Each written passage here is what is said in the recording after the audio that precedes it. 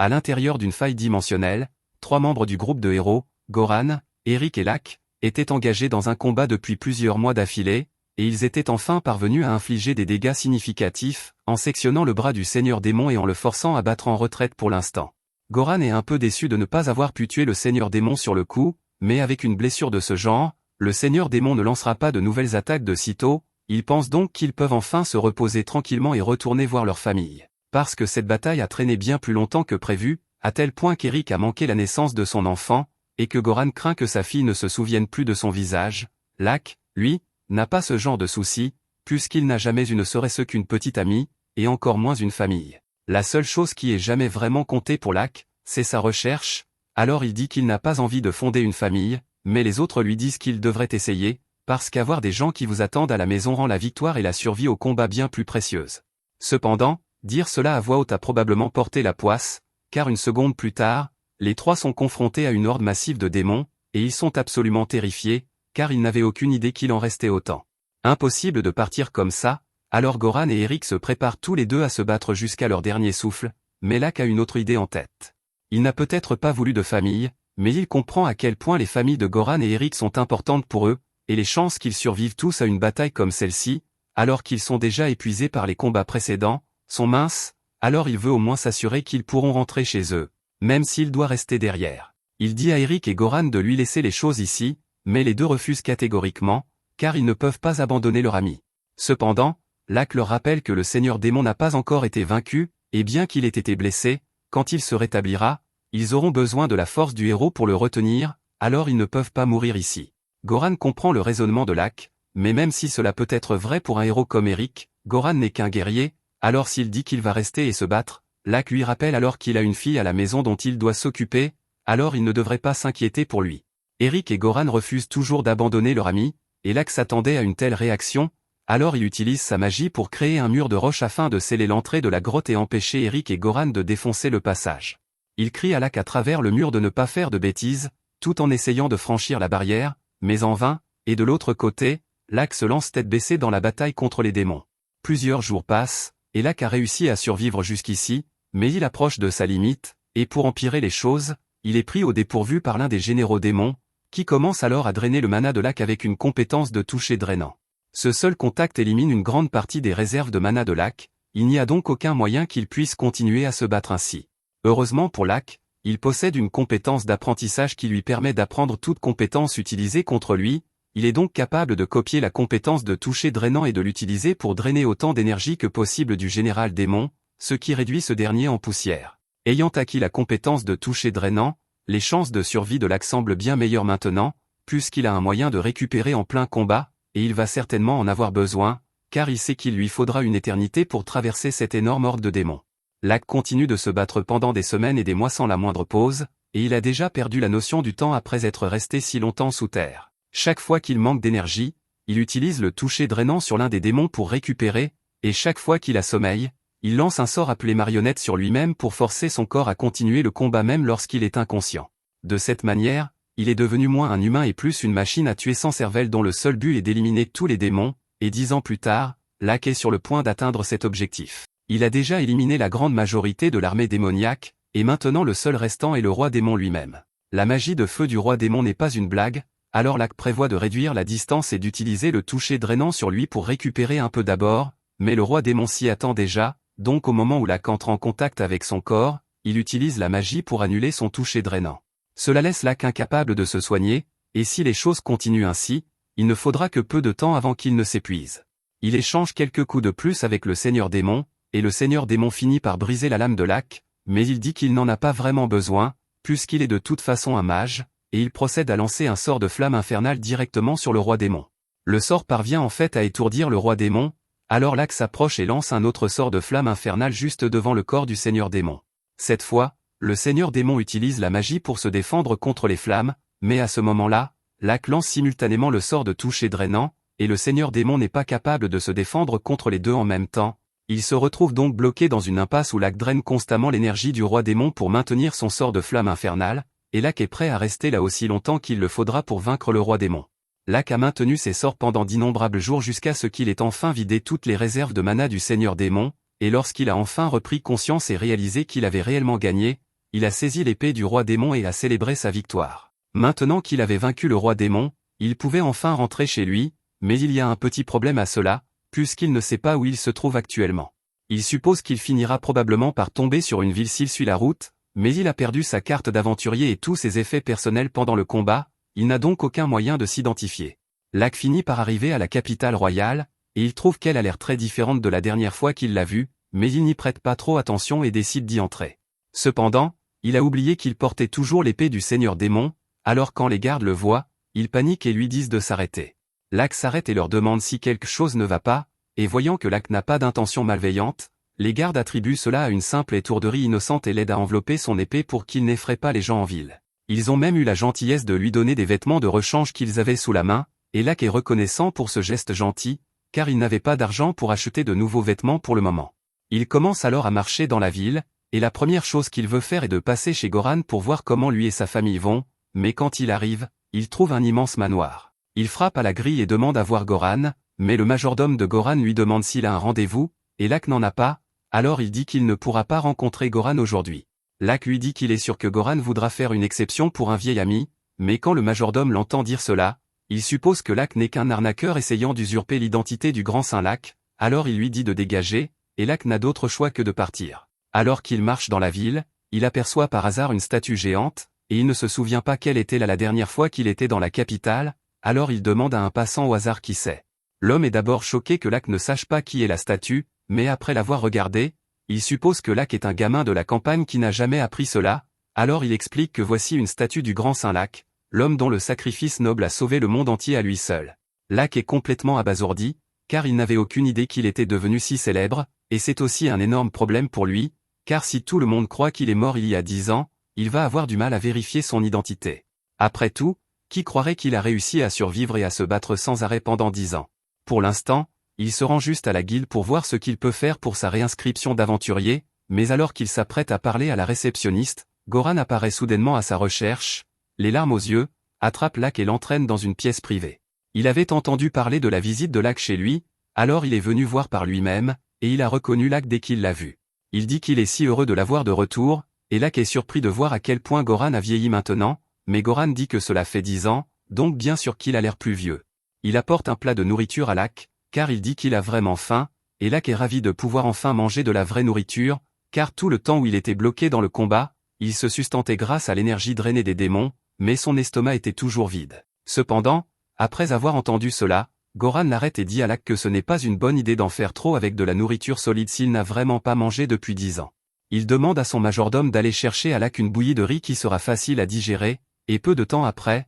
la bouillie arrive, mais celui qui l'apporte n'est pas le majordome, mais Eric. Lac est heureux de revoir Eric après tout ce temps, et Eric est tout aussi heureux de voir que Lac a réussi à survivre, mais après s'être calmé, il ressent le besoin de lui demander comment il a fini dans cet état, car non seulement il n'a pas vieilli du tout au cours des 10 dernières années, mais Eric jurait que Lac a même l'air beaucoup plus jeune qu'au début. Lac ne comprend pas de quoi il parle au début, mais ensuite il se regarde dans le miroir, et il réalise qu'il a vraiment l'air beaucoup plus jeune qu'avant. Maintenant qu'il y pense, il se souvient qu'il a absorbé une grande quantité de force vitale du seigneur démon quand il le combattait, cela a donc peut-être été ce qui l'a rajeuni. Eric et Goran restent figés en entendant que Lac a réellement vaincu le roi démon, et ils expliquent que le royaume renforçait son armée en prévision du retour éventuel du roi démon. Cependant, si Lac a vraiment tué le roi démon, alors Eric dit qu'en tant que roi, il lui doit une récompense. Lac est stupéfait un instant quand il apprend qu'Eric est maintenant le roi. Bien qu'il se souvienne qu'Eric avait mentionné qu'il était un royal à un moment donné, et apparemment, après son retour, le roi précédent a estimé qu'il méritait ce titre pour avoir repoussé le seigneur démon, il a donc été couronné roi. Quant à Goran, il est devenu le maître de la guilde des aventuriers, alors Lac pense qu'ils s'en sont tous deux plutôt bien sortis, mais ils lui disent qu'il est tout aussi réussi qu'eux, car il a été nommé grand sage et sauveur du monde. Il a même reçu le titre d'archiduc sur recommandation d'Eric, et il est surpris d'apprendre qu'Eric a réussi à convaincre les autres nobles de lui laisser recevoir un tel titre, car il se souvient à quel point ils étaient pointilleux sur le fait qu'il soit un roturier, mais après tout, à l'époque il pensait que Lac était mort, c'était donc plus un geste symbolique. Si c'est le cas, alors Lac demande si son retour à la vie ne va pas causer de problème parmi la noblesse, et maintenant qu'Eric et Goran y pensent, ils pensent que cela va effectivement poser problème, mais Lac leur dit de ne pas s'en faire, car il ne veut pas vraiment être sous les feux de la rampe, donc il est d'accord pour qu'il fasse comme s'il était toujours mort. Après tout, il n'avait ni amis ni famille qui auraient pu s'inquiéter pour lui. Eric lui demande ce qu'il compte faire maintenant, et Lac dit qu'il pensait en fait recommencer à zéro en tant qu'aventurier. Goran utilise quelques relations et fait fabriquer une carte de guilde spéciale pour Lac, qui cachera sa classe S de mage suprême et n'affichera que sa classe F de guerrier, et avec cela, Lac se rend à la guilde pour entreprendre sa première quête. Cependant, quand la réceptionniste, Aaron, découvre qu'il veut entreprendre une quête d'extermination de gobelins tout seul, elle refuse de le permettre, car elle a vu trop d'aventuriers novices mourir à cause de leur excès de confiance. Lac ne peut pas exactement lui dire qu'il est vraiment de rang S, alors il se retrouve forcé de faire équipe avec 2 novices nommés Ario et Ginny, un mage et un éclaireur archer, et bien qu'il ait voulu partir en solo à l'origine, il décide qu'il peut aussi bien aider à former les novices pendant qu'il y est. Il fait la connaissance des 2 alors qu'ils partent en voyage, et il découvre que Ginny est en fait assez bonne en éclairage, il ne leur faut donc pas longtemps pour localiser le nid de gobelins. Ils y entrent et commencent à éliminer autant de gobelins que possible, mais il y en a beaucoup plus ici que Ginny ne l'avait prévu, et soudain, ils entendent le cri d'un hobgoblin venant du fond de la caverne. Lac a le sentiment qu'il y a encore quelque chose de plus fort là-dedans, mais avant qu'il puisse mettre le doigt dessus, il entend le bruit d'une jeune épéiste chargeant le hobgoblin, et il semble qu'elle soit également venue détruire le nid de gobelins. Les autres sont impressionnés par la force de la jeune fille, mais Lac voit qu'il va être dangereux s'il reste ici, alors il leur dit de sortir d'ici. Ils sont bien conscients du fait qu'ils n'ont aucune chance contre cette chose, alors ils acceptent de partir sans discuter. Pendant ce temps, Lac s'avance à découvert et crie à la jeune fille, lui demandant si elle a besoin d'aide, mais elle lui dit qu'elle est plus que capable de gérer ce type toute seule, donc elle n'a pas besoin de son aide. Puisqu'elle veut s'en occuper seule, Lac décide de rester en dehors du combat pour l'instant, mais alors que la bataille s'éternise, Sia n'a encore fait aucun progrès significatif, et Lac lui demande à nouveau si elle est sûre de ne pas vouloir son aide. Sia insiste sur le fait qu'elle est parfaitement capable de gagner ce combat, mais cela ne semble pas être le cas du point de vue de Lac, car il peut voir que son épée ne va pas durer beaucoup plus longtemps. Un instant après qu'il ait dit cela, l'épée de Sia finit par se briser en morceaux, et comme elle est maintenant en réel danger, Lac décide finalement d'intervenir et abat le monstre en un instant, le tranchant en 4 parties. La jeune fille est émerveillée par la force de Lac, et elle réalise qu'elle a été plutôt impolie avec lui plus tôt,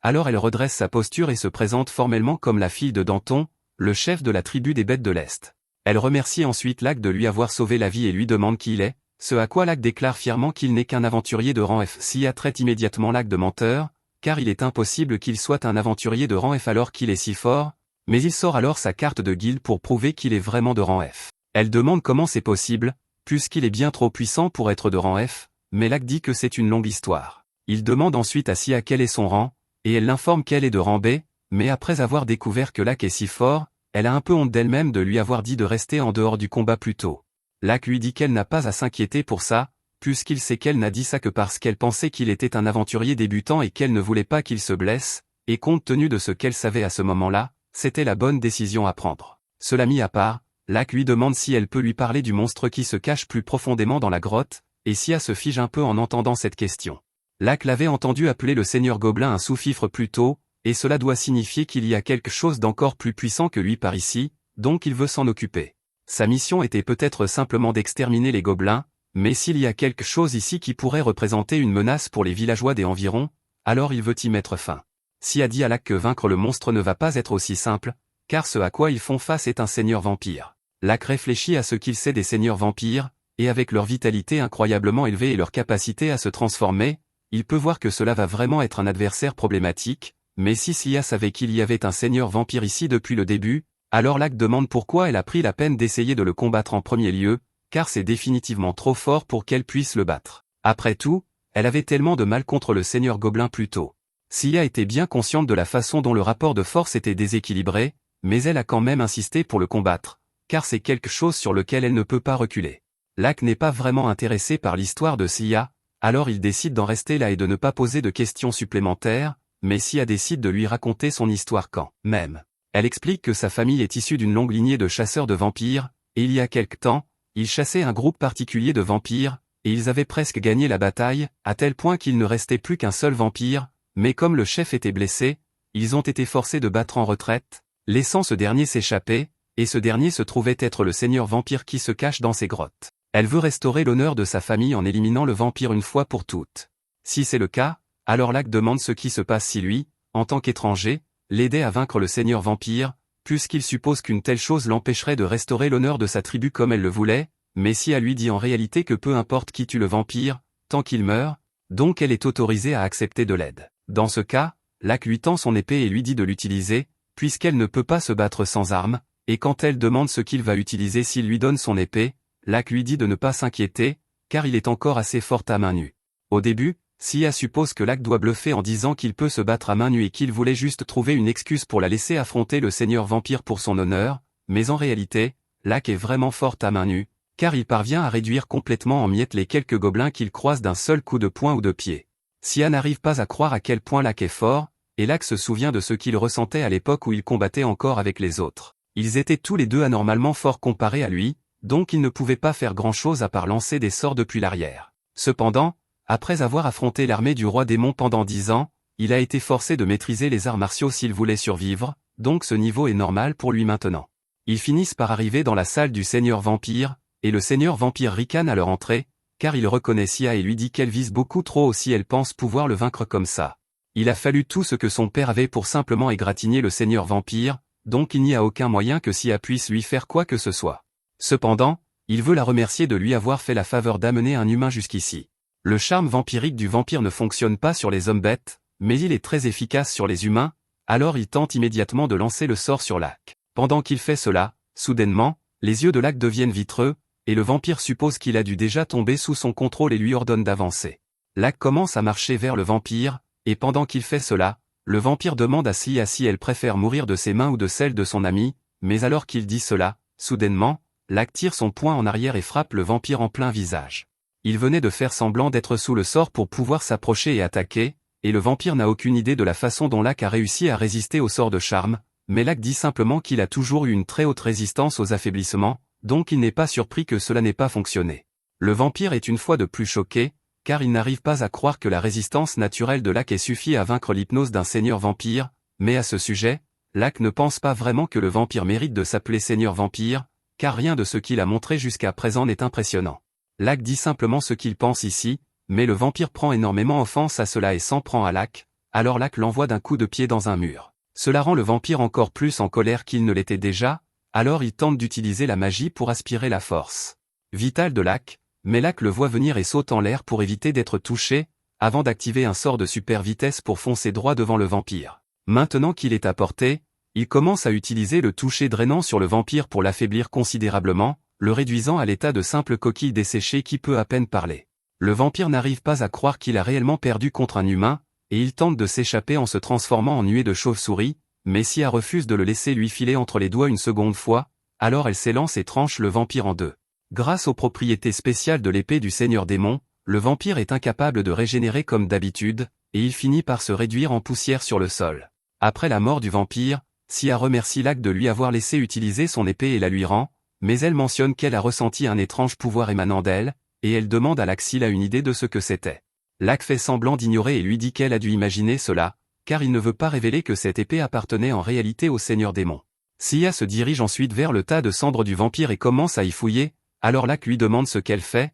et elle explique qu'elle cherche le médaillon maudit que le vampire a laissé tomber. Lac n'a aucune idée de ce qu'est un médaillon maudit, puisque ces choses n'existaient pas il y a 10 ans, alors Sia lui explique que beaucoup de seigneurs vampires ont des médaillons comme celui-ci dans leur corps, et à chaque fois qu'ils sucent du sang ou tuent quelqu'un, le médaillon absorbe de l'énergie maudite. Juste à ce moment, une partie de la tête du vampire, qui ne s'était pas encore réduite en poussière, se met à rire et dit aux deux que même s'ils ont réussi à le vaincre, ils ne pourront pas vivre en paix, car le pouvoir de ce médaillon va bientôt ouvrir une faille dimensionnelle, et une fois le portail ouvert, d'innombrables démons surgiront et envahiront ce monde alors que le roi démon reviendra enfin. Lac se souvient à quel point les failles dimensionnelles peuvent être délicates, car il y a 10 ans, lorsque le seigneur démon a envahi pour la première fois, lui et les autres ont riposté jusqu'à ce que le seigneur démon se retire dans la faille dimensionnelle, et tous les trois ont réussi à le suivre à l'intérieur avant que le portail ne se referme. Il est possible de quitter la dimension démoniaque à tout moment avec le fonctionnement de la faille, mais l'humanité n'a jamais compris comment ouvrir une faille depuis la dimension humaine,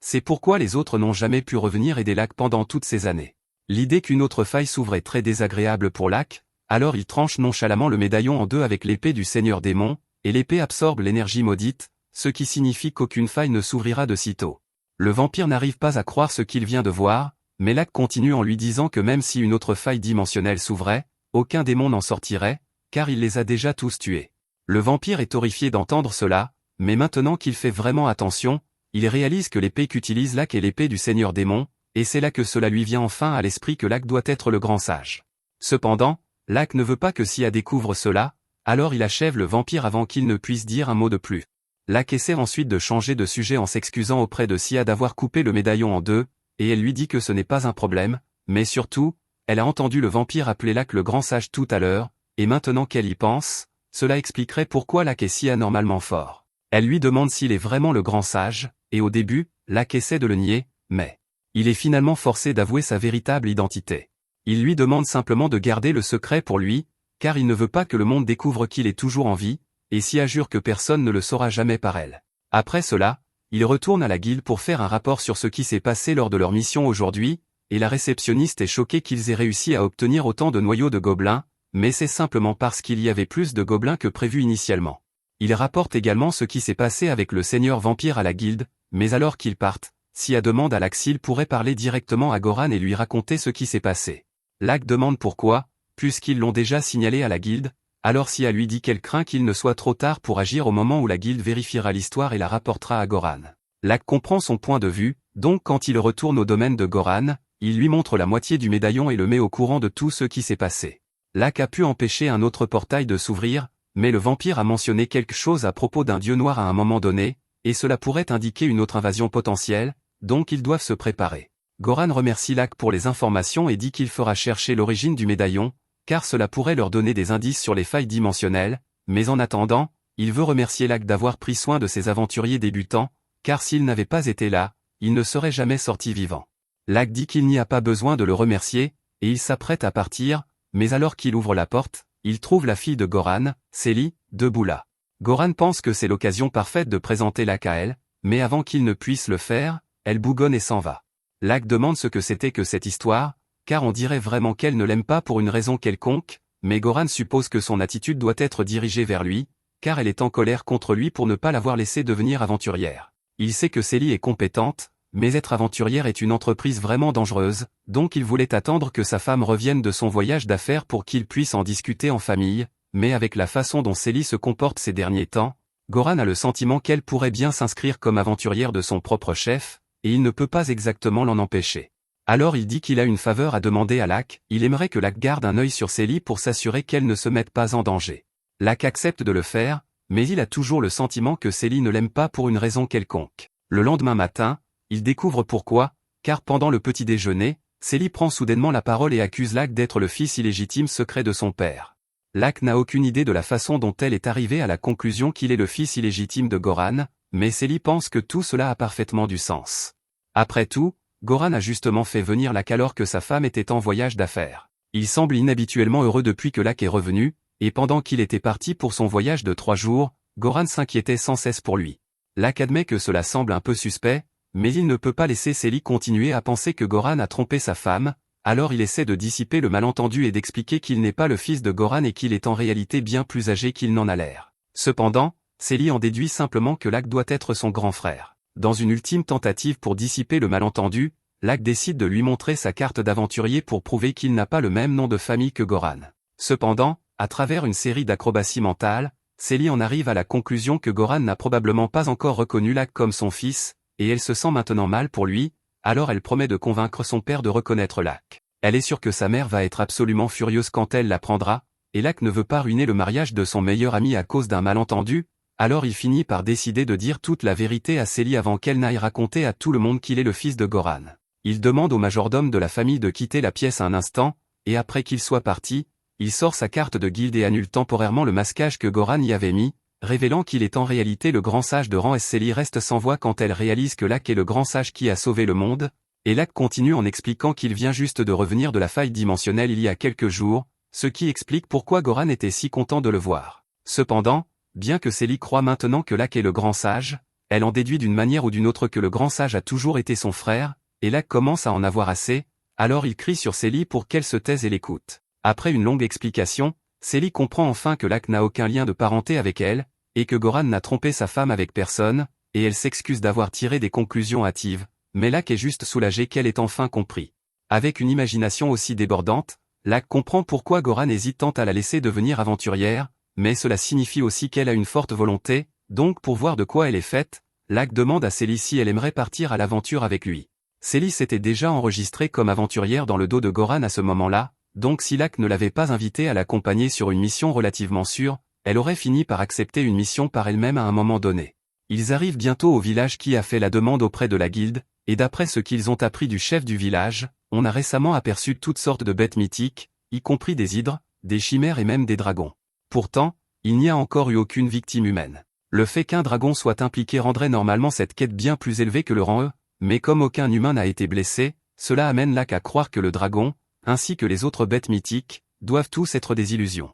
Il se dirige vers l'endroit précis où la plupart des observations ont eu lieu, et effectivement, après être entrés dans la forêt, ils sont soudainement arrêtés alors qu'un dragon géant se manifeste de nulle part. Célie est terrifiée quand elle voit le dragon, et elle demande à Locke s'il est sûr que cette chose est une illusion car elle lui semble bien réelle, mais Locke l'assure que c'est définitivement une illusion, puisqu'il ne ressent ni la masse ni la chaleur qui accompagne un vrai dragon. Cependant, il admet que cette chose est hyper réaliste, donc il ne blâme pas Célie de penser que c'est réel. Quoi qu'il en soit, il lui demande d'aller combattre l'illusion du dragon parce qu'il veut évaluer ses compétences, et Célie accepte, alors elle se précipite pour l'attaquer, mais quand son épée entre en contact, elle ne parvient pas à faire de dégâts car cette chose est assez solide pour une illusion. En la regardant se battre, Locke est impressionné par ce qu'il voit car, comme le dit Goran, Célie a vraiment les compétences d'un aventurier de rang B, mais il ne s'attendait pas à ce que l'illusion soit si bien faite quand il lui a demandé d'aller la combattre. La plupart des illusions agissent comme des fantômes semi-solides, mais cette chose est une masse entièrement solide de mana,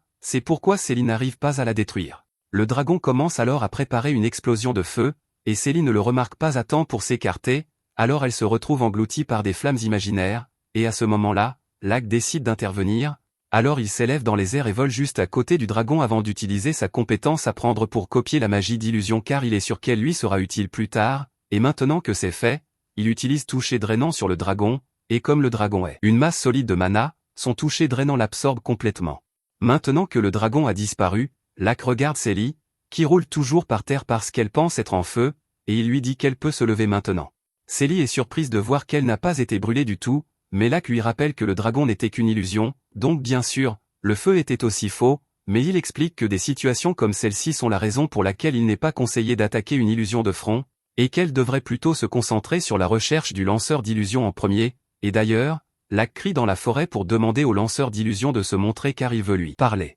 Locke l'assure qu'il est conscient que le lanceur d'illusions n'a blessé aucun villageois, donc il n'a pas l'intention de l'attaquer, mais comme c'est un travail de la guilde, il est tenu d'enquêter sur la raison pour laquelle les illusions apparaissent sans cesse. Il demande au lanceur s'il a une raison de faire cela, et après une courte pause, le lanceur répond, disant qu'il essaie de protéger quelque chose. Locke peut comprendre cela, mais il demande si cette chose qu'il essaie de protéger peut être déplacée, et le lanceur lui dit que la déplacer serait plutôt difficile, donc il ne peut pas le faire pour le moment. Honnêtement, Locke ne verrait pas d'inconvénient à laisser le lanceur tranquille ici, mais alors il devrait signaler à la guilde qu'il n'a pas réussi à aller au fond de l'affaire, et la guilde réassignerait simplement la mission à un autre groupe d'aventuriers, probablement un qui ne sera pas aussi compréhensif et qui pourrait essayer d'abattre le lanceur par la force. Le lanceur réalise que Locke a raison, alors il accepte de montrer à Locke la chose qu'il protège et se révèle. Célie recule à la vue du garçon car elle réalise qu'il est un démon et on lui a appris que tous les démons sont mauvais, mais Locke lui dit que c'est juste une vieille idée fausse car les démons sont fondamentalement des gens ordinaires qui sont généralement plus forts que les humains moyens. Locke demande à Lucira ce qu'il protège, alors il dit à Locke et Célie de le suivre pour leur montrer le chemin. En chemin, Locke demande à Lucira pourquoi il est prêt à leur faire confiance aussi facilement alors qu'ils viennent de se rencontrer, alors il explique que puisque ses illusions n'ont pas fonctionné sur Locke, il peut dire que Locke doit être un mage de haut niveau, bien plus fort que lui au minimum, et cela étant le cas, aurait été un jeu d'enfant pour Locke de l'éliminer s'il l'avait voulu. Pourtant, Locke a quand même choisi de discuter avec lui et n'a pas utilisé la force, donc Lucira a décidé qu'une personne aussi calme et rationnelle que lui méritait sa confiance. Lucira finit par les emmener vers d'anciennes ruines où quelqu'un nommé Gerberg se cache, et quand ils entrent, Célie et Locke sont surpris de découvrir que Gerberg est en fait un poulet. Lucira est offensée quand Célie appelle Gerberg un poulet et explique qu'il est en fait un volatile sacré doté de pouvoirs divins. Célie pense qu'il invente tout car il ressemble définitivement à un poulet, mais Locke lui couvre la bouche pour qu'elle n'offense plus Lucira et lui demande d'expliquer ce qu'il veut dire quand il dit que Gerberg a des pouvoirs divins. Lucira dit qu'il aimerait développer, alors il commence par expliquer qu'il vient d'une tribu de démons qui vivait autrefois dans le nord, et il vénérait Gerberg, le poulet divin, depuis des générations à ce stade car il possède le pouvoir de fermer les failles dimensionnelles, c'est pourquoi il a été confié à leur clan. En entendant cela, Locke se souvient de ce que ce vampire a dit à propos de nouvelles failles dimensionnelles qui s'ouvrent pour que le dieu démon puisse envahir, et il semble que Gerberg soit un obstacle majeur à ce plan, donc il suppose que les vampires ont dû le cibler, et Lucira confirme qu'il a raison. Les choses étaient paisibles jusqu'à récemment dans son village, mais un jour ils ont soudainement été attaqués par un groupe de vampires, et tout le monde dans le village était mort en un rien de temps. Le seul qui a réussi à survivre était Lucira, donc le chef du village lui a confié Gerberg et lui a dit de fuir, alors Lucira a fui le village aussi vite qu'il le pouvait à la recherche d'un endroit sûr pour cacher Gerberg. Lac comprend tout cela, mais il demande à Lucira pourquoi il viendrait dans ces ruines parmi tous les endroits où il aurait pu aller, et Lucira explique que cet endroit était autrefois un temple sacré et il avait entendu dire qu'il y avait ici une barrière qui éloignerait les vampires. Lac demande si cela signifie qu'ils n'ont pas été attaqués du tout depuis leur arrivée, mais maintenant que Lucira y pense, des vampires sont quand même apparus malgré la barrière, et il ne sait pas pourquoi. Lac utilise sa magie et essaie d'inspecter la barrière, mais au lieu de cela, il découvre qu'il n'y a pas de barrière du tout, ce qui signifie que Lucira est complètement exposée ici. Comme cet endroit n'est pas sûr, Lac suggère à Lucira d'emmener Gerberg avec eux dans la capitale, et il promet de faire tout son possible pour les protéger. Comme preuve de ses capacités, il montre à Lucira l'épée du Seigneur Démon et l'informe qu'il est le grand sage, ce qui est une énorme surprise pour Lucira car il n'aurait jamais imaginé qu'il rencontrerait le grand sage, et encore moins que le grand sage lui offrirait de le protéger. Il accepte volontiers l'offre de Lac, donc le groupe se prépare à quitter les ruines ensemble, mais à peine sort-il que Lac sent soudainement quelque chose arriver et pousse Lucira hors du chemin juste avant d'attraper un démon dans les airs et de le repousser. Deux autres démons apparaissent bientôt aussi, et ils exigent de savoir qui Lac pense être pour interférer dans leur plan. Lac ne leur répond pas, mais comme il cherche clairement Lucira et Gerberg, il ne peut pas les laisser survivre car ils pourraient transmettre des informations à leur QG, alors il les frappe immédiatement avec des flèches magiques, et pendant qu'ils sont étourdis, il lance une flamme d'incinération sous eux. Cela tue instantanément deux d'entre eux, mais un réussit à survivre et commence à s'envoler tout en se transformant en un essaim de chauve-souris. Cependant, Gerberg saisit l'occasion pour activer ses pouvoirs, détruisant le vampire en un instant. Célie et Lac sont tous deux surpris par ce qui vient de se passer, alors ils demandent si c'était vraiment le pouvoir de Gerberg, et Lucira explique que le pouvoir de Gerberg, en plus de fermer les failles, lui permet de mettre fin de force à toute anomalie, donc quand le vampire essayait de se transformer en un essaim de chauve-souris, Gerberg a pu déstabiliser cette transformation, le tuant instantanément. Célie est confuse et demande pourquoi il fuit le vampire si Gerberg a un tel pouvoir, mais Lucira lui dit que le pouvoir ne fonctionne qu'après que le vampire a commencé à se transformer et est encore en pleine transformation, donc il ne fait pas grand-chose contre un vampire complètement transformé. Ils finissent par rentrer en ville, et quand ils arrivent à la porte de Goran, Lac trouve Sia qui l'attend là. Il est surpris de la voir de retour de son village si tôt, alors il lui demande si quelque chose s'est passé. Célie demande à Lac qui est cette fille, alors Lac la présente comme une aventurière de Rambé et chasseuse de vampires qu'il a récemment rencontrée. Sia informe Lac qu'elle a en fait de mauvaises nouvelles à partager, et Lac comprend, alors il lui demande d'attendre qu'il soit à l'intérieur pour lui dire. Dans la chambre de Lac, Sia informe Lac qu'elle a enquêté sur les vampires comme il le lui avait demandé, et d'après ce qu'elle peut dire, les vampires préparent quelque chose de vraiment énorme, et pire encore, ils semblent avoir un seigneur vampire suprême à leur tête, et les seigneurs vampires suprêmes sont significativement plus forts que les seigneurs vampires ordinaires, donc il va être beaucoup plus difficile de gérer celui-ci. Elle explique que sa tribu fait tout ce qu'elle peut pour essayer de mettre un terme au complot, mais que son père n'a pas encore retrouvé toute sa force, et que la plupart de leurs forces sont des combattants d'arrière-garde, donc elle craint qu'ils ne finissent par être anéantis. Lac demande si c'est pour cela qu'elle est venue lui demander de l'aide, et elle le confirme, mais il y a en fait une autre chose qu'elle voulait demander à Lac de faire avant de s'occuper du haut seigneur vampire. Lac est surpris qu'il y ait quelque chose d'encore plus important que d'abattre un monstre aussi puissant, alors il lui demande ce que c'est, et c'est à ce moment que Sia révèle que les vampires ciblent récemment un certain poulet, et que ce poulet est très important, donc elle espérait que Lac pourrait le prendre sous sa protection. Elle est parfaitement consciente de l'absurdité de demander à Lac de s'occuper d'un poulet, mais elle l'assure qu'elle n'invente pas cela parce que ce poulet possède le pouvoir de fermer les portails dimensionnels et de se défendre contre les transformations vampiriques. Lac réalise bientôt qu'elle parle de Gerberg, alors il lui dit qu'il a déjà rencontré le poulet dont elle parlait son gardien, et en fait, il a l'impression qu'ils sont en train de l'espionner en ce moment même, alors il s'approche de la porte, et alors qu'il l'ouvre, Célie entre en tombant. Il lui dit qu'il est impoli d'espionner les gens, et Célie essaie de trouver une excuse, mais il n'y a aucun moyen de se sortir de cette situation, alors elle finit par s'excuser. Lucira est également là, alors Lac lui demande d'entrer parce qu'il aimerait le présenter à Sia. Lac se tourne ensuite vers Sia et lui dit que voici Lucira, et que c'est un démon du village chargé de protéger Gerberg, le même Gerberg qu'il tient dans ses bras. Sia a du mal à croire ses yeux car elle ne s'attendait pas à ce que Lac ait déjà trouvé Gerberg, mais Lac dit que c'était une coïncidence s'ils se sont rencontrés alors qu'il était en mission. Quoi qu'il en soit, puisque Gerberg est déjà en sécurité, il ne reste plus qu'à abattre le Haut-Seigneur vampire, et selon les renseignements que Sia a pu rassembler, le Haut-Seigneur doit se trouver quelque part dans cette région, mais elle ne sait pas exactement où. Locke pense que cette mission va être vraiment ennuyeuse car il faudra beaucoup de temps pour fouiller la région, mais Célie, en revanche, est très excitée car elle trouve que c'est cool d'aller combattre un seigneur vampire. Cependant, Locke lui dit qu'il ne l'emmène pas dans cette mission. Célie est prise au dépourvu et demande pourquoi,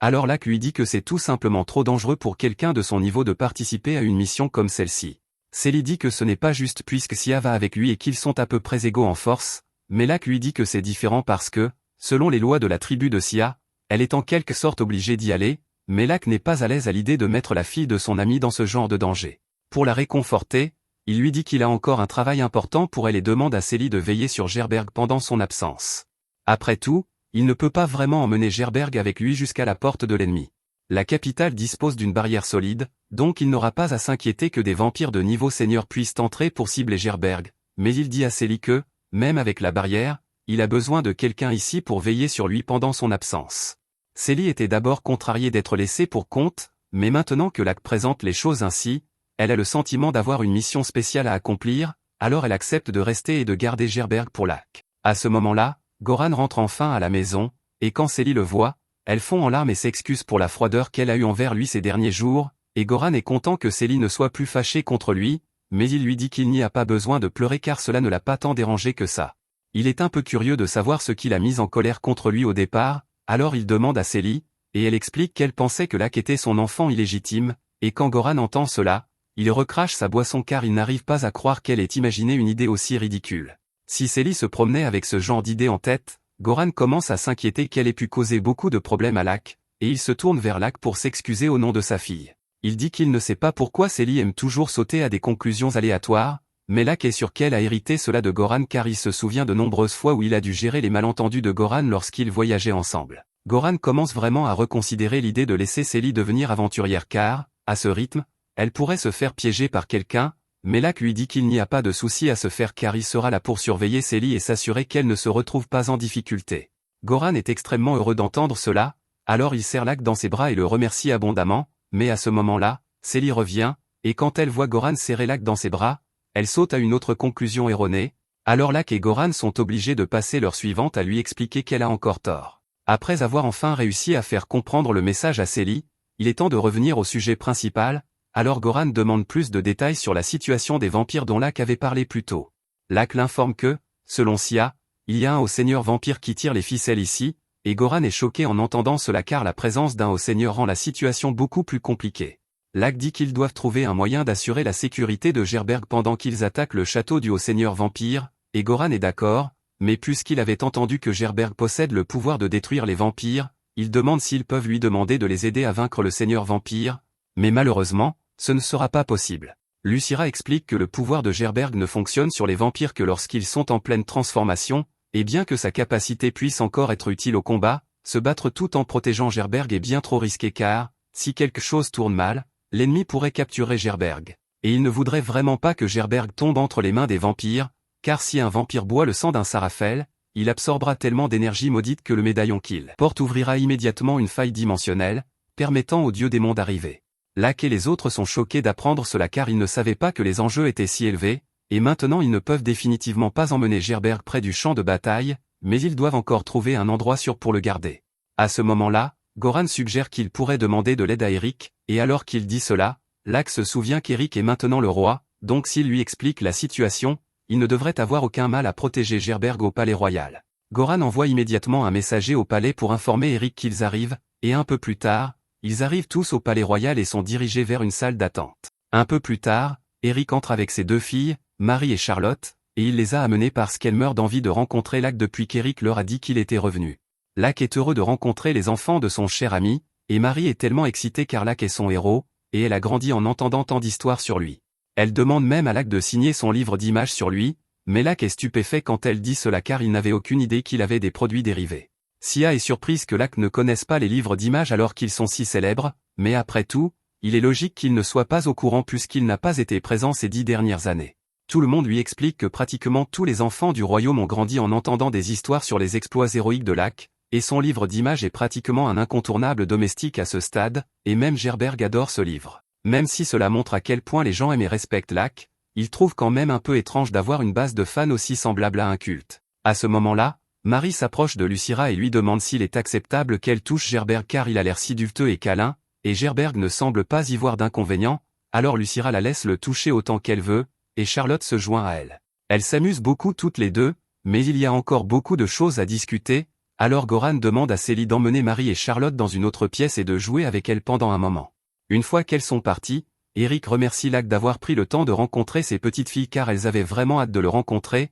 et bien que Lac ne comprenne peut-être pas l'importance de ce qu'il a fait pour elles, chaque personne sur ce continent doit sa vie paisible actuelle au sacrifice que Lac a fait. Et cela inclut à la fois Goran et Eric, car aucun d'eux n'aurait pu voir ses enfants grandir ainsi sans Lac. Lac est heureux d'apprendre qu'il est vraiment apprécié par tous les habitants de cette nation car cela signifie que son sacrifice en valait la peine, mais en y repensant, il se souvient qu'il y avait un autre membre du groupe de héros, et il n'a pas vu Luffy du tout depuis son retour. Eric explique que Luffy voulait venir voir Lac après avoir appris qu'il était de retour, mais elle a été très occupée à diriger l'ordre sacré du royaume, donc elle n'a pas eu l'occasion de quitter la cathédrale depuis un moment. Pendant ce temps, dans une autre pièce, Célie et les filles ont été conduites par la servante, Rowana, mais Rowana semble avoir des intentions sinistres car ce ne sont pas les yeux d'une personne innocente. Du côté de Lac, il vient de finir de mettre Eric au courant de tout ce qu'ils ont appris jusqu'à présent, et Eric est naturellement choqué quand il découvre que les vampires prévoient d'ouvrir une faille dimensionnelle pour que les dieux sombres puissent envahir ce royaume. Lac dit à Eric qu'ils doivent prendre soin de s'assurer que les vampires ne mettent pas la main sur Gerberg, car boire son sang leur permettrait d'ouvrir le portail immédiatement, et Eric comprend, alors il leur dit qu'il fera des préparatifs pour garantir que Lucira et Gerberg restent en sécurité au palais. Cela étant pris en charge, Lac et Sia sont maintenant libres d'aller affronter le Haut-Seigneur vampire, mais en parlant du Haut-Seigneur, Eric demande à Lac s'il a réellement un plan pour la façon dont ils vont le vaincre. Lac dit qu'il a effectivement un plan, et il explique qu'il va essentiellement rassembler un groupe de guerriers bêtes, et ensuite, une fois qu'ils seront tous en position, lui et Sia chargeront directement dans la base des vampires. Eric et Goran lui disent que ce n'est pas vraiment un plan, mais Lac pense que c'est plutôt bien parce que cela attirera tous les seigneurs vampires ordinaires vers lui et Sia, et pendant que tous ceux-là seront distraits, ce serait l'occasion parfaite pour les guerriers bêtes de frapper le Haut-Seigneur. Goran convient que la stratégie pourrait fonctionner, mais il pense qu'il serait préférable que les guerriers bêtes servent de diversion pendant que Lac s'occupe du Haut-Seigneur. Lac demande pourquoi, puisqu'il voulait prendre la partie la plus dangereuse du travail, et il est à peu près sûr qu'affronter une horde de seigneurs vampires est bien plus difficile qu'affronter un seul Haut-Seigneur vampire, mais bien que cela soit vrai, Goran ne pense pas que les bêtes seraient capables d'abattre le Haut-Seigneur sans Lac. Donc c'est lui qui doit attaquer le Haut-Seigneur. Malheureusement, un tel plan signifierait que quelques bêtes perdraient inévitablement leur vie au combat, mais Sia dit que c'est un prix qu'ils sont prêts à payer car arrêter le Haut-Seigneur vampire est extrêmement important. Goran aurait aimé envoyer des renforts de la guilde pour aider au combat, mais puisque les vampires ont la compétence de charme à leur disposition, envoyer des humains mènerait à un désastre, car, contrairement aux bêtes qui sont immunisées contre le charme, les humains sont facilement hypnotisés, et si un humain est charmé, il est très difficile de le remarquer immédiatement, ce qui est exactement ce qui est arrivé à la servante, car il semble qu'elle ait été charmée par les vampires. L'avance est qu'elle ait été piégée en enfermant Célie et les filles dans une pièce où un portail a été installé pour permettre à 3 vampires mineurs d'apparaître. Les vampires mineurs ont évidemment l'intention de prendre Gerberg, et en ce moment, Célie n'a pas son épée pour se défendre, mais elle refuse de laisser ses vampires blesser les filles ou Gerberg. Alors elle improvise et transforme un bougeoir en lance de fortune avant de charger contre les vampires mineurs. Les vampires tentent de charmer Célie, mais elle l'avait déjà anticipé, alors elle se couvre les yeux juste à temps pour l'éviter, et elle utilise ensuite le bougeoir pour tenir les vampires à distance. Elle fait un excellent travail au début, mais il n'y a que ce qu'un bougeoir peut supporter, alors il finit par se briser, et Célie se retrouve à nouveau désarmée. Les vampires s'apprêtent à attaquer de nouveau, mais à ce moment-là, une explosion les renverse car Lac a entendu le vacarme et s'est précipité dès qu'il a réalisé que quelque chose n'allait pas. Plus tôt, alors que Lac et les autres étaient en pleine conversation, Lac sentit soudain que quelque chose n'allait pas et sauta immédiatement par la fenêtre pour voir ce que c'était. Une fois dehors, il localisa la source de l'énergie sombre et changea de direction en plein vol afin d'arriver juste à temps pour sauver les filles. Dès que Lac arriva, les vampires tentèrent d'utiliser leur sort de charme sur lui, mais l'esprit de Lac est trop fort pour que cela fonctionne, alors il tendit négligemment son bras et lança un sort pour piéger les vampires dans une bulle. Il réduisit ensuite la bulle avec les vampires à l'intérieur jusqu'à ce qu'ils soient écrasés en un seul point, ne laissant rien de leur corps. Célie est émerveillée par ce qu'elle vient de voir, car elle n'avait pas réalisé à quel point Lac était puissant avant maintenant, et à ce moment-là, la porte est défoncée par Goran et Eric, qui sont venus parce qu'ils étaient inquiets. Eric demande à ses filles si elles vont bien, et elles lui disent qu'elles vont bien parce que Célie les a protégées. Célie n'a pas l'impression d'avoir vraiment fait grand-chose, mais Lac lui dit que si elle n'avait pas combattu le vampire jusqu'à son arrivée, il aurait été trop tard. Juste à ce moment, le portail commence à réagir à nouveau et il semble que d'autres vampires soient sur le point de passer, alors Lac décide d'utiliser un peu de la magie de Lucari pour créer une illusion. Alors que les vampires se téléportent, ce qu'il voit est une illusion du 8e seigneur vampire que Lac avait tué plus tôt, et les vampires inférieurs s'inclinent immédiatement pour rendre hommage à leur supérieur. Lac exige de savoir ce qu'ils font ici, alors les vampires expliquent qu'ils sont ici sur ordre du 6e seigneur vampire parce que les signatures de vie de 3 vampires envoyés ici plus tôt ont soudainement disparu, et ils sont censés découvrir pourquoi cela s'est produit. Lac leur dit qu'il les a tués pour le crime de manque de respect envers un seigneur vampire, et les vampires inférieurs n'ont d'autre choix que d'accepter cette explication, mais Lac leur demande alors pourquoi ils ont été assignés à venir ici en premier lieu, et les vampires inférieurs l'informent qu'ils tentent de capturer Gerberg et qu'ils ont déjà plusieurs serviteurs dans le château royal hypnotisés pour les aider à mener à bien la mission. Lac commence enfin à comprendre toute la situation, mais il a une dernière question pour les 2 vampires et leur demande si ce portail le mènera au 6e seigneur vampire. Les vampires confirment cela, et dès qu'ils ne sont plus nécessaires, Lac se débarrasse d'eux. Lac demande à Eric comment il est possible que les vampires aient réussi à entrer ici malgré la barrière protectrice autour du palais.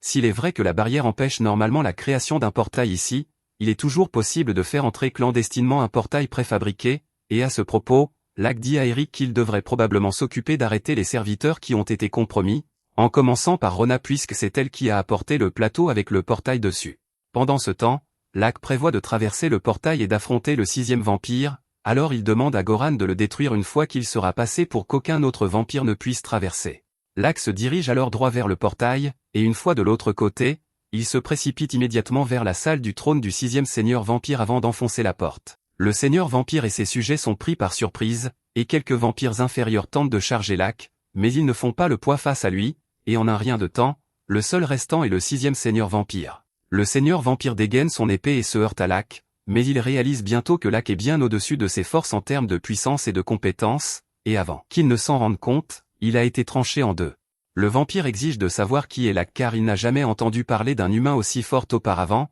mais Lac n'a pas l'intention de révéler son identité à un vampire, alors il demande simplement comment il a réussi à hypnotiser les serviteurs du palais. Cependant, le vampire refuse de parler, alors Lac finit par le poignarder en plein dans la tête pour le tuer une fois pour toutes. Il détruit ensuite le médaillon et absorbe toute l'énergie sombre dans l'épée, mais même s'il a gagné, il ne ressent ni joie ni satisfaction car, rien qu'en regardant le tas d'os éparpillés tout autour, il peut dire que le seigneur vampire a dû tuer d'innombrables personnes, et il se sent terriblement mal de ne pas avoir pu les sauver. Il passe ensuite les quelques heures suivantes à tuer chaque vampire qu'il peut trouver dans le bâtiment, mais en sortant, il découvre qu'il y avait un village à proximité, et qu'il avait déjà été complètement décimé par les vampires. Le lendemain matin, il retourne au château où Goran et Eric l'attendaient avec un groupe de gardes au cas où les vampires décideraient de lancer une attaque massive. Ils sont soulagés de voir que Lac est revenu sain et sauf, et encore plus lorsqu'il les informe qu'il a déjà éliminé tous les vampires de la base vampire, mais avant qu'ils ne puissent célébrer, Lac les informe également qu'il y avait un village près de la base des vampires qui a été complètement détruit,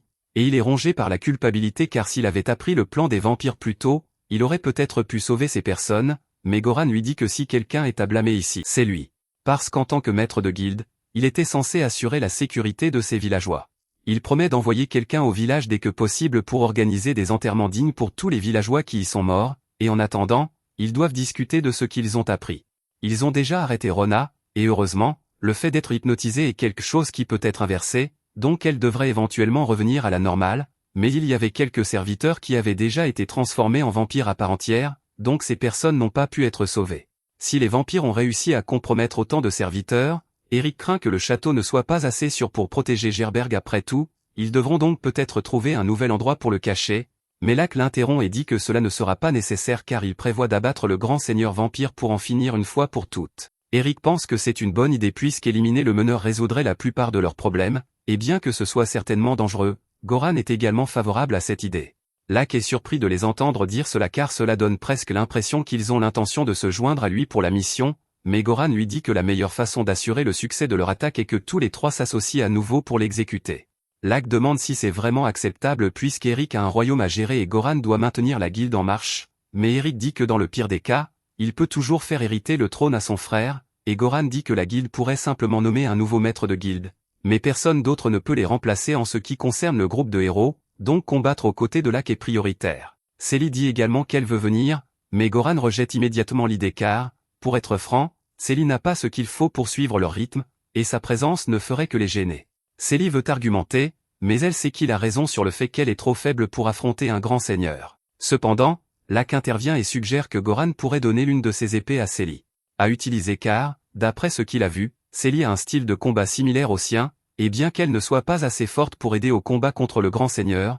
il est sûr qu'elle pourra en faire bon usage. La raison pour laquelle il a eu cette idée est que si les vampires ont pu infiltrer le château si facilement la première fois, il y en a probablement beaucoup stationnés à proximité, et il y a une chance qu'ils attaquent pendant que Lak, Goran et Erik sont absents, alors Lak lui demande de faire tout son possible pour protéger Gerberg et les autres. Au début, Célie pense que Lak lui donne juste un faux travail pour lui remonter le moral, mais alors qu'elle monte la garde, elle réalise bientôt que Lak avait raison sur le fait qu'il y avait d'autres vampires rôdant dans les parages. Parce que maintenant que Lak et les autres sont partis, plusieurs vampires sont apparus à la recherche de Gerberg, et la seule chose qui se dresse entre eux est le Sorafel et Célie. Les vampires ne considèrent pas Célie comme une menace au début parce qu'elle ressemble à une petite fille ordinaire, mais avant qu'ils ne s'en rendent compte, Célie s'est déjà précipitée et a tranché la tête nette de l'un des vampires. Avant de partir, Lak a donné quelques conseils à Célie sur la façon de combattre les vampires lorsqu'ils essaient de vous hypnotiser, et l'astuce est de les frapper avant qu'ils n'aient la chance d'utiliser le charme sur vous, donc Célie prend ses conseils à cœur et attaque les vampires à toute vitesse.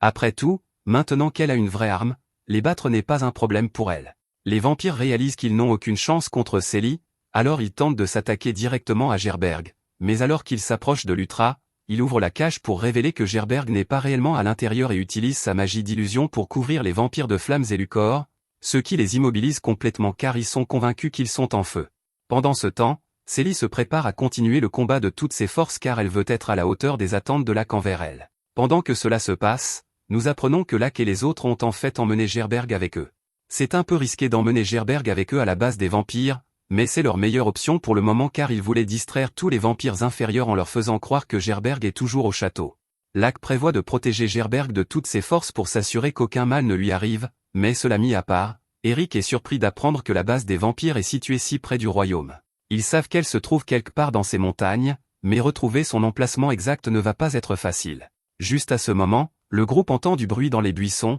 et un instant plus tard, un homme bête de la tribu de Sia émerge. Il explique qu'il avait déjà été informé du plan visant à éliminer le grand seigneur, et que lui et les autres hommes bêtes disponibles ont fait de grands efforts pour localiser l'emplacement de la base du grand seigneur vampire afin d'aider. Cependant, même s'ils connaissent maintenant l'emplacement exact du grand seigneur, ils n'ont pas pu lancer d'attaque décisive car ils manquent de la force nécessaire. Erik leur dit qu'ils n'ont pas à s'inquiéter de vaincre le grand seigneur car cette tâche leur incombera. Comme il n'est encore que le coucher du soleil, la plupart des vampires devraient encore être somnolents après leur réveil, ce qui signifie qu'ils ne seront pas encore à pleine puissance, donc c'est le moment idéal pour frapper. Lak demande aux hommes bêtes s'ils pourraient éloigner le reste des vampires avec ces hommes, et les hommes bêtes acceptent, laissant Lak, Goran, Erik et Sia affronter le grand seigneur. Lak lance alors une épée à Sia et lui dit que c'est la lame qu'il a obtenue du 6e seigneur vampire, et que l'épée était assez puissante pour survivre à un choc avec l'épée du seigneur démon, donc il est sûr qu'elle doit être bonne. Il a également pris soin de la scanner avec une magie d'évaluation pour s'assurer qu'il n'y avait pas de malédiction dessus, donc Sia n'a pas à s'inquiéter qu'elle soit dangereuse. Sia est reconnaissante pour le cadeau et promet de faire de son mieux pour en faire bon usage. Ils arrivent finalement à l'endroit où l'entrée de la base devrait se trouver, mais Erik et Goran sont perplexes car, pour autant qu'ils puissent voir, il n'y a rien ici. Cependant, Lak leur dit qu'il y a en réalité un sort de dissimulation pour la cacher, et après que Lak l'a dissipé, l'entrée de la base devient visible. Lak lance alors un sort de brouillard endormant et l'envoie devant eux, et bien qu'il ne soit pas assez puissant pour agir sur les vampires de haut niveau, il devrait être suffisant pour assommer tous les vampires inférieurs afin qu'il n'ait pas à s'en soucier. Le groupe entre alors à l'intérieur, et Goran fait rapidement un sort de tous les seigneurs vampires qu'il croise, et lorsqu'un groupe de vampires tente de l'attaquer en groupe, il ne fait que frapper le sol, et cela envoie un puissant mur de flammes de son épée magique droit sur les vampires, les incinérant en un instant. En travaillant tous ensemble, ils parviennent à atteindre la salle du trône du grand seigneur en un rien de temps, mais juste avant de pouvoir entrer, un grand groupe de seigneurs vampires apparaît soudainement pour les arrêter. Il y a environ 30 d'entre eux ici, et il leur faudrait beaucoup de temps pour les combattre tous, alors Goran et Erik disent à Lak de prendre Sia et d'entrer dans la salle du trône pour vaincre le grand seigneur vampire pendant qu'il s'occupe des seigneurs ordinaires ici. Lak ne veut pas les laisser affronter autant de seigneurs vampires seuls, mais il l'assure qu'ils s'en sortiront, alors il prend Sia et enfonce la porte de la salle du trône du grand seigneur vampire. Lorsque le grand seigneur voit Lak, il l'attaque immédiatement, mais Lak parvient à bloquer l'attaque et riposte par une entaille qui effleure son bras. Sia tente alors de l'attaquer par surprise par derrière, mais elle est trop lente pour porter un coup efficace, alors le seigneur l'esquive. Cependant, en le forçant à esquiver, elle le distrait assez longtemps pour que Lak se positionne et lui tranche le bras net. Normalement, avec les effets de l'épée du seigneur démon, cela devrait empêcher le grand seigneur de régénérer, mais il s'avère que la régénération du grand seigneur est plus forte qu'il ne le pensait, donc le vaincre ne va pas être facile.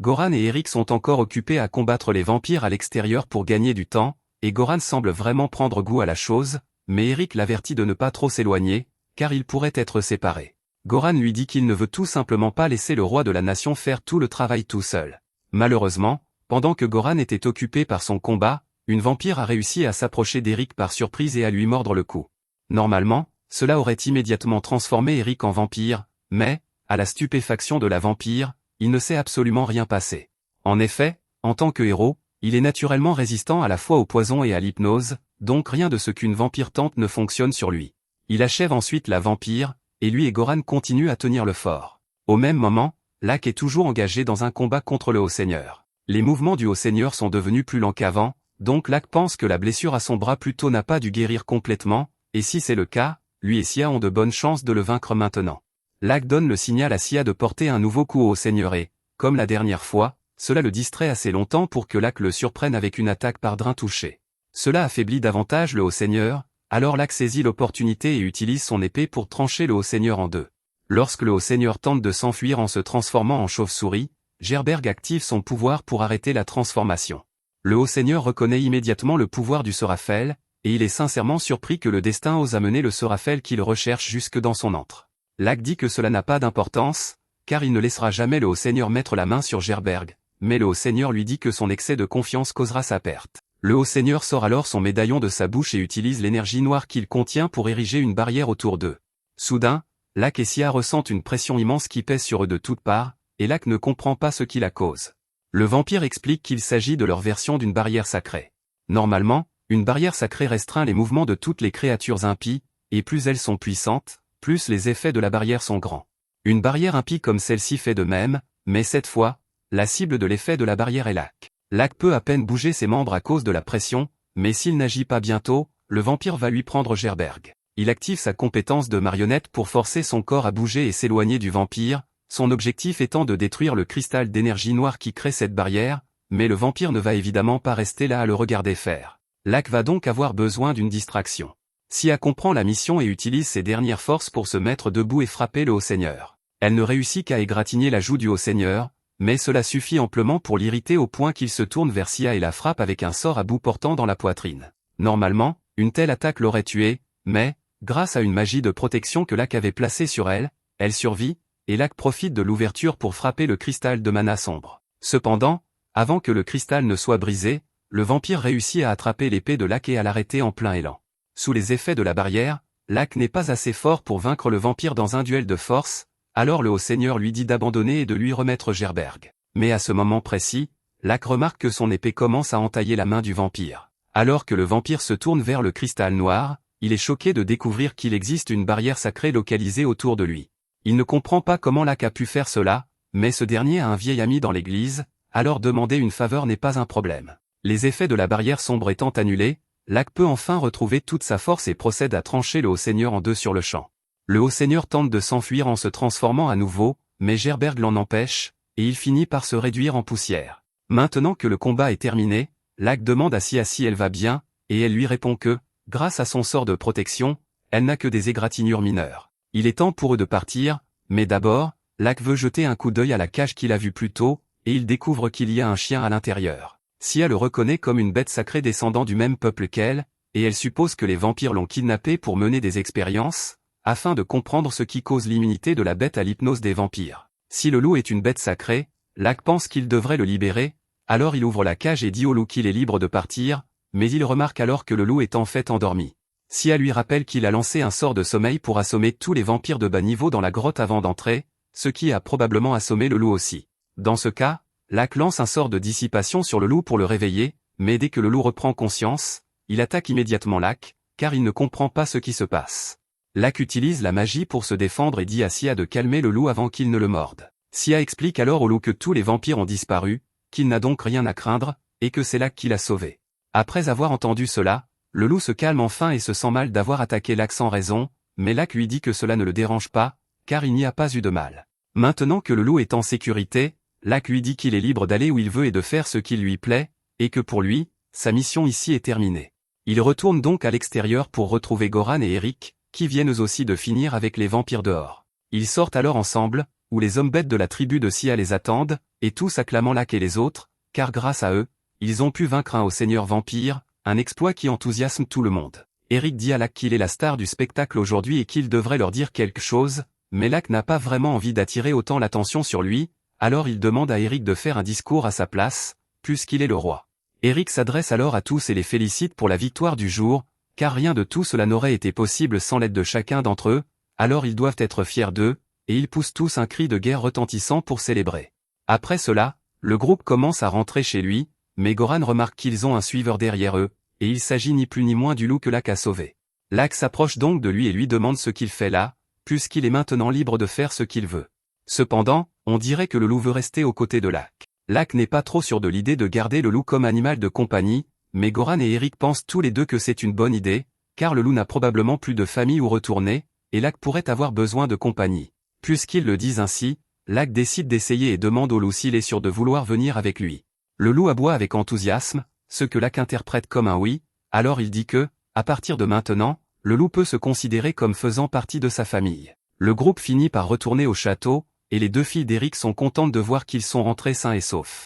Eric remercie Célie et Lucira d'avoir protégé ses filles pendant son absence, et ils lui disent tous les deux que ce n'était pas grand-chose, mais Lac remarque le tas de pierres de mana de vampire au sol, et il semble que Célie en ait combattu un bon nombre. Célie lui dit que ce n'était pas si impressionnant, car il n'y en avait que 15 et que la plupart étaient des vampires mineurs, mais quoi qu'il en soit, il y avait quand même 2 archi-vampires parmi eux, donc c'est vraiment impressionnant que Célie ait réussi à les éliminer toute seule. Cependant, le fait que même des archi-vampires aient pu franchir la barrière divine de la capitale signifie qu'il doit y avoir une faille sérieuse dans celle-ci, et ils vont donc devoir réévaluer les mesures de sécurité de la ville. Eric pense que cela pourrait avoir un rapport avec le dieu sombre mentionné par les vampires, et il va donc faire enquêter sur ce point, mais en attendant, Lac suggère d'ajouter les hommes bêtes à la garde et au personnel du château, car avoir des gens qui ne peuvent pas être hypnotisés ou transformés en vampires empêcherait une autre infiltration potentielle comme celle qui s'est produite la dernière fois. Eric trouve que c'est une excellente idée, et il dit qu'il va immédiatement rédiger des contrats d'embauche, ce qui ravit Sia,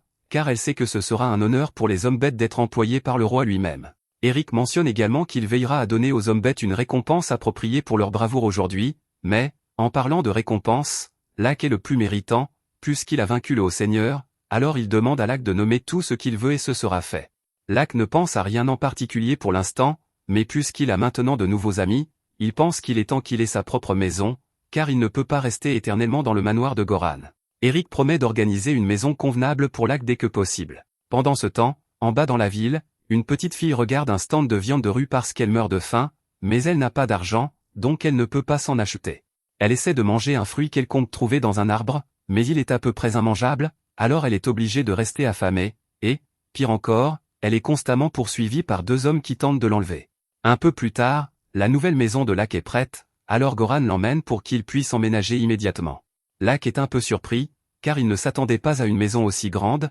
mais Goran pense qu'elle est plutôt petite, étant donné que Lac est techniquement un archiduc. La maison a vraiment belle allure, mais Lac pense que ce sera une corvée de la nettoyer tout seul, cependant, Lucira lui dit qu'il peut lui laisser tout le ménage, et Sia et Célie proposent également leur aide. Tout le monde commence alors à choisir ses chambres, mais Lac est un peu surpris lorsque Célie choisit également une chambre, car il comprend que Sia et Lucira vivent avec lui puisqu'ils n'ont pas de chez eux en ville, mais il ne pensait pas que Célie voudrait vivre ici. Il reste encore beaucoup de travail à faire dans la maison, mais tout le monde va se coucher pour la nuit. Quelques heures plus tard, cependant, Lucira se rend dans la chambre de Lac pour le réveiller, car il pense qu'il y a quelque chose d'étrange dans cette maison. Lac lui demande ce qui s'est passé, et Lucira explique qu'il a entendu des bruits suspects venant du sous-sol, mais qu'il sait qu'il vaut mieux ne pas inspecter le sous-sol seul dans ce genre de situation, c'est pourquoi il est venu chercher Lac. Ils descendent alors tous les deux au sous-sol ensemble, et, effectivement, en s'approchant de la porte, ils entendent des gémissements horribles venant de l'intérieur, ce qui effraie Lucira encore plus qu'il ne l'était déjà. Lucira est convaincue qu'il doit s'agir d'une sorte de fantôme, et Lac n'exclut pas encore cette possibilité, mais il veut au moins vérifier par lui-même, alors il demande à Lucira de fournir de la lumière pendant qu'il entre pour examiner. Lucira accepte, mais au moment où il crée le sort de lumière, il voit un visage terrifiant et court se réfugier auprès de Lac. Cependant, Lac lui dit qu'il ne pense pas qu'il y ait de quoi s'inquiéter, car ce n'est pas un fantôme, et après avoir regardé une seconde fois, Lucira réalise qu'il ne s'agit en effet pas d'un fantôme, mais plutôt d'une petite fille. Milka le supplie de l'aider parce que ses jambes sont coincées dans un piège, et elle est suspendue la tête en bas depuis des lustres. Lac accepte de l'aider et la descend du piège un instant plus tard, mais Lucira croit qu'elle était ici pour tenter de s'introduire et de voler Gerberg. Alors il dit à Lac qu'ils doivent la livrer immédiatement aux autorités. Cependant, Lac ne pense pas qu'ils doivent aller si loin, car elle ne semble pas être une mauvaise personne. Il la pose par terre, se présente comme le propriétaire de cette maison, et lui demande ce qu'elle faisait dans sa cave si tard dans la nuit. Milka s'excuse et explique qu'elle n'avait pas réalisé que c'était la maison de Lac.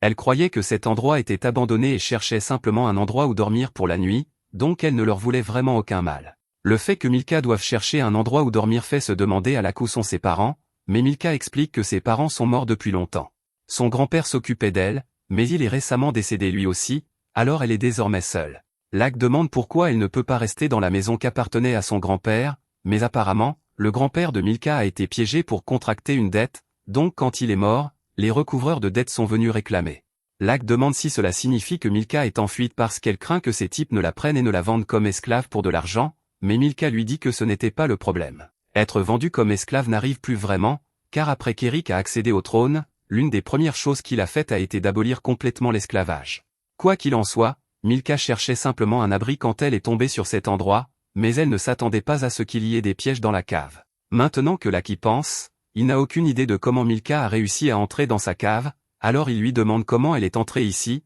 et elle explique qu'elle est simplement entrée par le passage secret là-bas, car il est directement relié aux égouts. Lac n'avait aucune idée qu'il y avait un passage secret dans cette maison, mais Milka lui montre une trappe secrète sur le sol, et effectivement, elle est bien reliée directement à un passage secret. Lac réalise qu'il était devenu négligent après toutes ces années de combat constant, car le cours d'éclaireur de base vous apprend que lorsque vous emménagez dans une nouvelle maison, la première chose à faire est d'inspecter chaque recoin pour d'éventuels passages secrets et pièges, afin de ne pas en être victime plus tard. Il va devoir sceller ce passage pour ne pas avoir d'autres visiteurs non invités, mais il mentirait s'il disait qu'il n'était pas au moins un peu curieux de savoir où ce passage mène, alors il décide d'y descendre pour vérifier avant de le sceller. Milka propose de montrer le chemin, puisqu'elle est déjà descendue dans les tunnels, alors Lac, Lucira et Milka descendent tous ensemble. Lucira commence vraiment à se demander pourquoi un passage secret comme celui-ci a été créé à l'origine. On penserait qu'il serait destiné à être une voie d'évasion, mais ce n'est pas comme si quelqu'un de particulièrement important vivait dans la maison,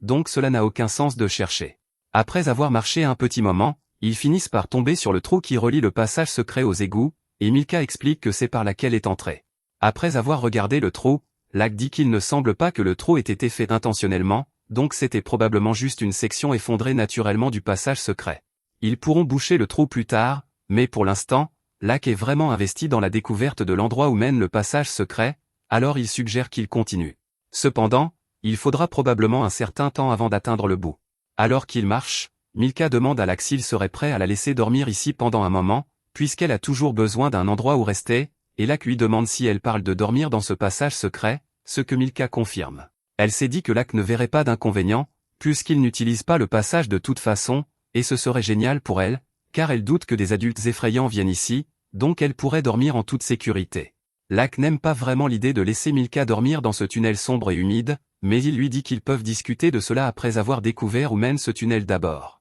Après avoir marché encore un moment, le groupe finit par arriver à une impasse, mais Lac et Lucira peuvent sentir une énergie magique émanant du mur ici, donc ils croient qu'il doit y avoir un sort puissant bloquant l'entrée. Milka est excitée, car elle croit que cela signifie qu'il doit y avoir un trésor de l'autre côté, et bien qu'il n'y ait aucune garantie, Lac est aussi excité de découvrir ce qu'il y a de l'autre côté, alors il commence à analyser le sort pour le briser. Lucira est impressionnée par la rapidité avec laquelle Lac a réussi à craquer un sort de verrouillage magique aussi complexe, mais analyser la magie est à peu près sa spécialité. Alors que le sceau est détruit, le mur s'effondre, menant à une pièce très bien décorée. Lucira et Milka sont tous deux surpris de découvrir que le passage secret menait à un endroit comme celui-ci, et Milka demande si elle peut rester dans cette pièce abandonnée à la place, mais Lac lui dit que cette pièce n'est évidemment pas abandonnée, donc elle ne peut pas rester ici, ce qui est décevant pour Milka. Mais juste à ce moment, ils entendent des pas approcher, et Lucira et Milka craignent d'avoir des ennuis pour être entrés sans permission sur une propriété privée,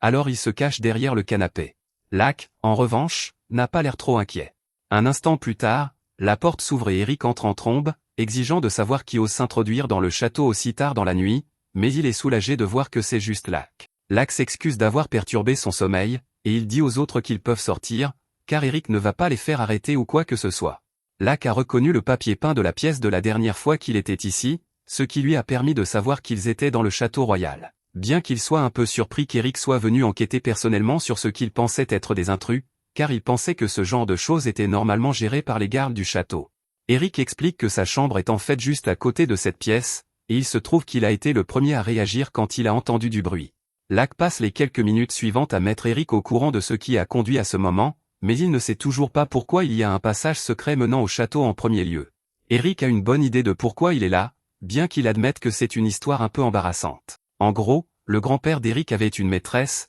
et en tant que roi à l'époque, il avait fait construire un manoir séparé pour elle et un tunnel reliant ce manoir, afin de pouvoir s'y rendre en cachette quand il le voulait. Le tunnel n'a pas beaucoup été utilisé depuis, donc il a été scellé. Bien qu'Eric ne voit pas d'inconvénient à le garder ouvert si c'est relié à la maison de Lak. Après tout, ce serait rassurant si Lak avait un chemin direct vers le château, pour qu'il puisse aider en cas de problème. Cependant, il n'aime pas le fait que le tunnel soit également relié aux égouts, alors il demande à Lak s'il peut boucher cela sur le chemin du retour. Lak accepte, et alors qu'il rentre chez lui, il utilise un peu de magie pour réparer le trou reliant aux égouts. Mais juste au moment où il termine, il remarque que Milka s'est déjà assise par terre et s'est endormie. Ni lui ni Lucira n'aiment l'idée qu'elle dorme dans le tunnel, alors ils décident de la ramener chez eux avec eux. Le lendemain matin, Milka est surprise de se réveiller dans un lit chaud, et elle n'a aucune idée de où elle se trouve. Mais pendant qu'elle se promène, elle finit par tomber sur Garb, qui lui saute dessus parce qu'il suppose qu'elle doit être une intruse. Lak se réveille au bruit des cris de Milka, alors il se précipite pour voir ce qui se passe et trouve Garb assis sur son dos. Il suppose que Garb a dû penser qu'elle était une cambrioleuse, alors il félicite Garb d'avoir essayé de protéger la maison, mais il lui dit qu'il peut descendre de Milka maintenant. Tout ce remue-ménage a également réveillé tous les autres, alors ils sortent tous pour voir ce qui s'est passé, et Lak pense que c'est une occasion parfaite pour présenter tout le monde, alors il leur dit à tous que Milka vivra avec eux à partir de maintenant. Milka est surprise quand elle l'entend dire cela, et elle demande si c'est vraiment acceptable qu'elle reste ici, et Lak lui dit que c'est bien tant qu'elle le veut. Milka est ravie et accepte l'offre, alors Lak lui dit qu'elle sera chargée de s'occuper de la maison avec Lucira, et Milka promet de faire de son mieux. Mais juste à ce moment, son estomac commence à gargouiller, car elle n'a rien mangé depuis un moment, alors Lak suggère qu'il devrait commencer à préparer le petit déjeuner. Un peu plus tard, toute la nourriture est prête, et Milka est tellement excitée, car cela fait si longtemps qu'elle n'a pas eu un vrai repas comme celui-ci. Après que tout le monde a fini de manger, elle les remercie pour le repas et demande où se trouvent les ustensiles de nettoyage, afin de pouvoir aider pour la vaisselle. Mais Lucira lui dit qu'ils n'ont en fait pas encore acheté d'ustensiles de nettoyage, puisqu'ils ont emménagé littéralement hier. Sia et Goran ont tous deux des affaires à régler à la guilde, et Lak prévoyait de retourner dans le tunnel pour le renforcer afin que personne ne puisse s'introduire. Mais pour cela, il va devoir acheter de la pierre au marché, alors il suggère que lui et les autres aillent faire du shopping ensemble, afin qu'ils puissent acheter la pierre dont il a besoin et aussi des ustensiles de nettoyage. Milka propose de servir de guide à Lak, car avec tout le temps qu'elle a passé à errer dans les rues, elle connaît toutes les bonnes boutiques des environs. Une fois arrivée au marché, Milka indique à Lak la boutique de pierre qu'elle a recommandée, et Lak lui demande d'attendre dehors avec Garb pendant que lui et Célie jettent un coup d'œil, ce que Milka accepte de faire. Cependant, quelques minutes plus tard, elle repère une boutique de nettoyage à proximité, alors elle décide d'aller voir quelques-uns de leurs articles pour aider Lak, donc elle dit à Garb d'attendre ici jusqu'à son retour. Cependant, pendant qu'elle est dans la boutique de nettoyage à regarder les brosses, les types qui la poursuivaient avant la retrouvent. Au moment où Lak et Célie reviennent de la boutique de pierre, Milka est introuvable. Après s'être renseigné sur elle, ils apprennent qu'elle a été saisie par des types louches, et cela semble être de très mauvaises nouvelles, alors Lak demande à Garb de commencer à suivre l'odeur de Milka, afin qu'il puisse la trouver avant qu'elle ne soit blessée. Pendant ce temps, ces types viennent de traîner Milka dans une ruelle, et quand elle leur demande pourquoi ils la poursuivent, ils disent que c'est parce qu'elle n'a toujours pas remboursé la dette de son grand-père. Milka leur dit qu'elle ne peut pas être tenue responsable de la dette de son grand-père, mais bien que cela soit vrai légalement, les types ont toujours l'intention de la forcer à rembourser, même si elle doit travailler jusqu'à en mourir pour le faire. Juste à ce moment, Lak arrive, et il n'apprécie pas du tout que ces voyous soient si brutaux avec Milka, alors il les assomme, puis il utilise un peu de magie d'illusion pour se faire passer pour un voyou effrayant, afin d'interroger le dernier. Il parvient à découvrir que le type travaille pour un prêteur d'argent nommé Cavino, qui opère dans les bas-fonds, et qu'il avait l'intention de faire rembourser à Milka la dette de son grand-père en la vendant comme esclave, même si cela a été aboli. Apparemment, Cavino lui-même est un marchand d'esclaves, donc il pourrait facilement la vendre une fois qu'il l'aurait entre ses mains. Ce sont des informations très compromettantes, donc Lac appelle les autorités pour qu'elles s'en occupent. Mais tandis que la police parvient à arrêter les voyous, ils disent à Lac que malheureusement, il pourrait être difficile d'arrêter Cavino aussi. Lac leur demande ce qu'ils veulent dire, alors les officiers expliquent qu'ils ont essayé d'arrêter Cavino plusieurs fois pour ses crimes, mais chaque fois qu'ils rassemblent des preuves contre lui, il utilise d'une manière ou d'une autre ses relations pour faire disparaître les preuves. Il est également soupçonné d'être lié à plusieurs aristocrates de haut rang, et il a une sorte d'armée personnelle, donc ce ne sera pas facile de l'atteindre. Pendant ce temps, dans le manoir de Cavino, il vient d'apprendre que ces hommes ont été capturés, et puisque Célie, la fille du maître de guilde, était impliquée, Cavino s'attend à ce que la guilde prenne des mesures contre lui, alors il prévoit de déplacer tous les esclaves qu'il a actuellement en stock, afin de ne pas être pris avec des preuves. Cependant, pendant le déplacement des esclaves, Lac et les autres se présentent et parviennent à le prendre en flagrant délit. Quand les hommes de Cavino tentent de l'attaquer, il les maîtrise facilement, alors il décide d'envoyer ses deux combattants les plus forts, et il suppose qu'il n'y a aucune chance qu'ils perdent, car ils sont tous les deux de rang Bessia et Célie disent à Lac qu'il n'est pas nécessaire qu'il perde son temps avec des gens comme eux, car elles sont tout à fait capables de gérer cela elles-mêmes.